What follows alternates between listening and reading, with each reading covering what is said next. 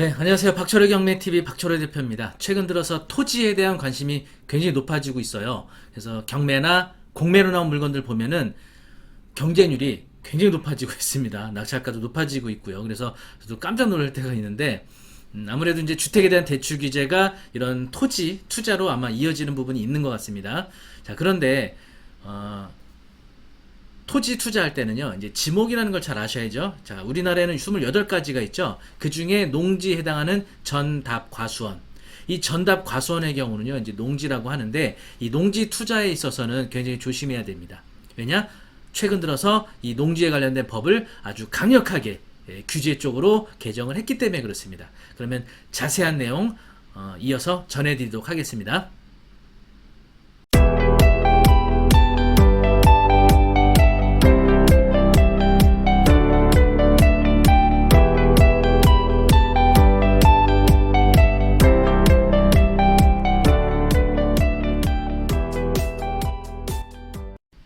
네, 그 8월 17일자로 농지법이 개정이 됐고요. 공포까지 됐습니다. 그래서 각 그 개정되는 법에 따라 그 공포와 시행일자를 좀 달리하고 있는데요.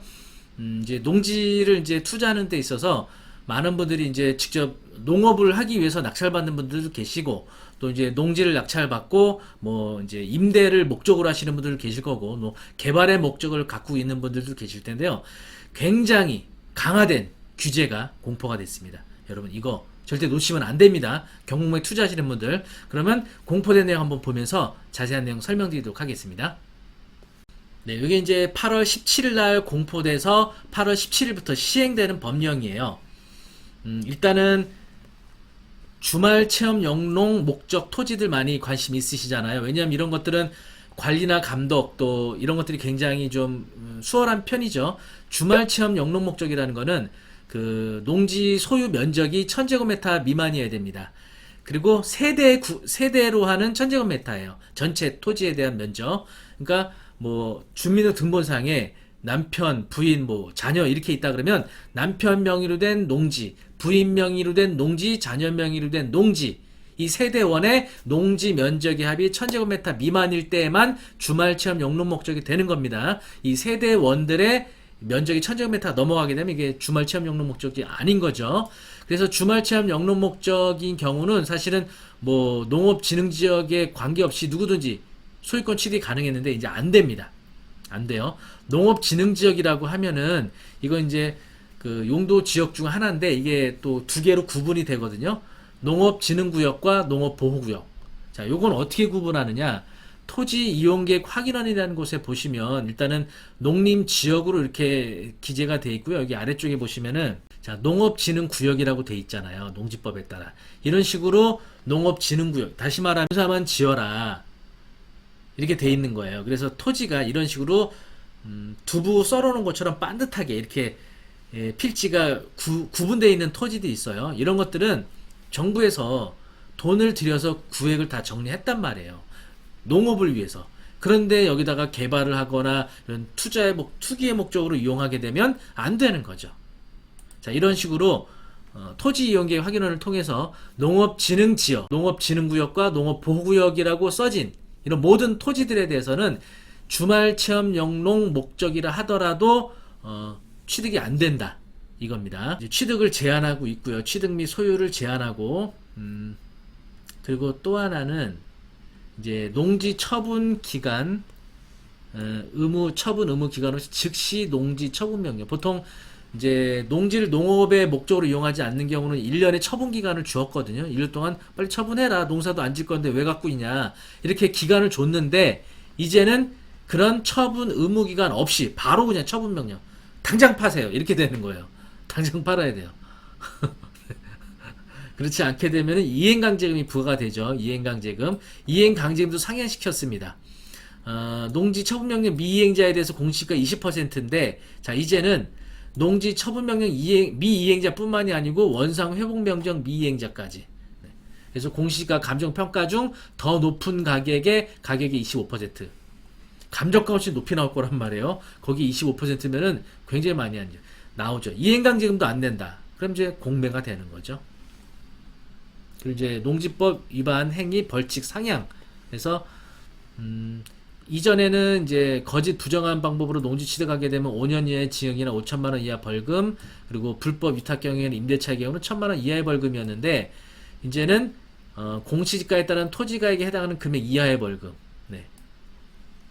그러니까 공시가 높은 그 토지들은 엄청 많이 나오는 거죠. 그리고 불법 위탁 경영이나 임대차도 2천만 원이에요. 원래 농지는 개인 간에 무단으로 임대차를 주면 안 됩니다. 농지 은행을 통해서 또는 특별한 경우에만 임대차가 가능하거든요. 그런 농지법에서 규정하고 임대차가 아닌 방법으로 위탁 경영하거나 임대차를 주는 경우에는 벌금 나온다는 거 아셔야 되고요. 자, 그리고 아직 시행은 안 되고 2020년 5월 18일부터 시행되는 건데, 이거 농취증과 관련된 부분이에요. 농지 취득 자격 증명. 농지 취득 자격 증명의 경우는요, 과거에는 이런 사항들만 기재를 이제 심사를 했죠. 그런데 이제는 직업이 뭐냐, 영농 경력, 얼마나 농사 지어왔느냐, 영농거리. 아니 서울에 사는 사람이 왜 부산에 있는 농지를 사요? 그 농사 지을 수 있어요? 이거 심사하는 거예요. 쉽지 않다는 거죠, 이제. 그리고 증명 서류 제출 의무화. 이런 것들 다 서류 요청하겠죠. 네, 거주지라든지 뭐 영농 경력을 증명해야 되는 서류, 또 현재 뭐 재직 증명서, 뭐 이런 거, 근로소득, 사업소득, 네, 이런 거 다 요청을 하겠죠. 그리고 주말 체험 영농 목적 농지 취득할 때 사실은 이제 농업 경영 계획서 제출 제외 대상이었잖아요. 그런데 주말 체험 영농 계획서, 물론 이제 그 영농 계획서보다 간소화된 영농 계획서지만 이걸 제출하게 하는 거예요. 증명서류 제출도 의무화하고 까다로워지는 겁니다. 그러니까 주말 체험 영농 목적 농지 취득은 사실은 이 굉장히 수월하게 농지를 취득할 수 있는 방법이었는데, 이제 그게 어려워졌죠. 굉장히 심사 까다로워졌다는 얘기입니다. 자, 그리고 처리 기간이에요. 이건 이제 경매 절차고 되게 중요한 건데, 이전에는 농업 경영 목적으로 하는 경우는 4일이었고 주말 체험 영농의 경우는 2일. 경매는요, 낙찰 받으면은 일주일 이내 매가 허가 결정 전까지 농취증을 제출해야 됐단 말이에요. 그래서 보통 뭐 농업 경영을 목적으로 하거나 주말 체험 영농 목적으로 하더라도 보통 4일이나 2일 이내 나오기 때문에 일주일 이내 제출하는데 문제가 없었는데, 이거 보시면 농업 경영 목적 주말 체험 영농 목적 이거 7일이에요. 그래서 이게 경매라고 지금 예외 적용을 주고 있지 않거든요.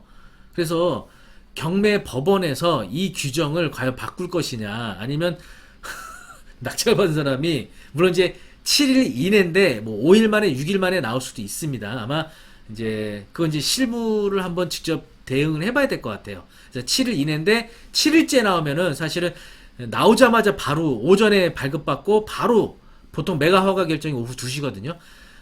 재빨리 법원에 가서 제출해야 되는 굉장히 까다로운 그런 이제 기간이 될 것 같습니다. 그건 이제 법 본격 시행 이후에 뭐 법원에서 농취증 제출 기한을 어떻게 정할 것인지 좀 봐야 될 것 같아요. 근데 농지위원회 심의 대상 이런 토지들이 또 있어요. 이건 14일입니다. 이거는 법원 경매는 아예 못한다는 얘기예요.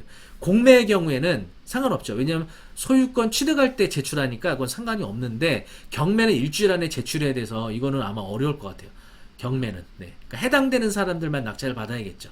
아마 요거에 대해서는 나중에 이제 아직 공포가 안 됐으니까 이게 이제 시행 당시에 뭔가 경매에 관한 새로운 예외 규정을 두거나 경매법원에서 일부 이제 농지위원회 심의 대상 토지에 대해서는 아마 농취증 제출 기한을 늘려주거나 이런 일이 이제 있어야겠죠. 그건 나중에 좀 지켜봐야 될 것 같습니다.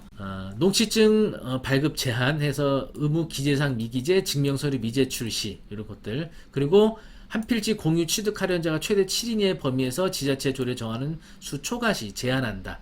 그래서 지분 경매도 이게 좀 애매할 것 같아요. 지분 경매도 이게 이제 기존에 그 공유자가 7인을 초과하는 범위에서 경매로 나왔을 때 과연 농취증이 발급이 될 거냐, 이 부분도 법 시행 후에 좀 알아보고 입찰을 해야 되지 않을까 그런 생각이 듭니다. 그 외에도 이제 농지 이용 실태 조사 한다는 거죠. 매년 1회 이상 정상적으로 농업에 이용하고 있는지 이런 부분들 확인을 한다는 거죠. 그리고 8월 18일부터 또 시행하는 법령은요, 농지위원회를 설치해서 지자체 담당자가 단독으로 농취증 발급 여부를 심사를 했잖아요. 그런데 이제는 시구 읍면에 농지위원회 설치를 마련한다는 얘기예요. 더 까다롭게 심사하겠다 이겁니다. 그래서 투기 우려지역, 특히 토지거래 허가구역 또는 토지거래 허가구역 인근 농지들은요, 농지위원회 심의를 의무화하는 거죠. 네, 농지증 이게 이제 그 발급 기간이 굉장히 길어진다 그랬잖아요. 그리고 이제 또 8월 17일부터 시행되는 농업 경영체법, 네, 이렇게 또 개정되는 것도 있고요. 그리고 농어촌 공사법 또 2022년 2월 18일부터 시행되는 법, 네, 이렇게 개정이 됐습니다. 그래서 네, 정리해드리면 일단은 그 이제 농지 취득하실 때 농림 지역에 있는 농지 이게 경매라고 예외 조항이 없더라고요.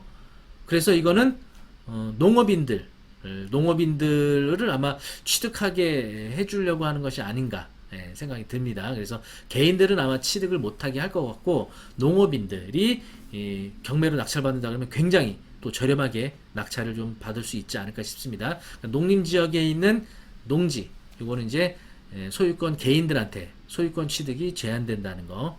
그리고 농지 취득 자격 증명 발급 기한 이게 원래 2일에서 4일이었는데 7일 또는 농지 심의회를 거치는 토지들은 14일. 그건 나중에 아직 시행되고 있는 건 아닌데 그게 이제 시행을 앞두고서 과연 법원 경매는 매각 결정 7일 전까지 제출을 해야 되는데 과연 이 법이 어떻게 실무에서 적용이 될지 좀 지켜봐야 될 것 같습니다. 농지법 관련된 굉장히 강화된 법령이 새로 공포가 됐으니까요. 어쨌든 바로 시행되는 것도 있고 또 9개월 후에 또 1년 후에 시행되는 규정들도 있으니까 잘 보고 판단하시고 어쨌든 지금 당장은 농림지역에 있는 농지 개인으로는 소유권 취득이 제한된다. 이거 잘 유념해 두셔야 되겠습니다. 네, 오늘 이런 농지법 관련된 개정된 사항 전달해 드렸고요. 부동산이나 경매 관련된 사항 네이버 카페 박초려 경매 아카데미 오시면 궁금한 사항들 다 답변 받으실 수 있고요. 또 유튜브 멤버십을 통해서 우량한 경공 매물권 정기적으로 추천 받으실 수 있습니다. 네. 그리고 이 영상이 좋으셨다면 구독, 좋아요 부탁드리고요. 8월 26일 날 개강하는 경공매 원스톱 클래스 아직 시간이 많이 좀 남았거든요. 여러분 많은 신청 부탁드리겠습니다. 감사합니다.